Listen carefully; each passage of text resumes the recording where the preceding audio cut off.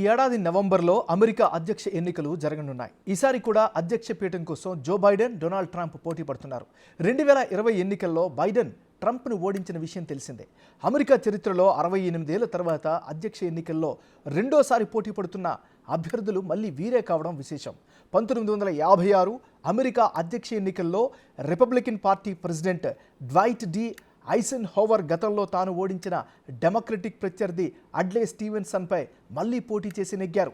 ప్రత్యర్థులిద్దరూ పాత కాపులైన దృశ్యం మళ్లీ ఆవిష్కృతం కానుండడంతో ఈ ఎన్నికలు ఆసక్తికరంగా మారాయి.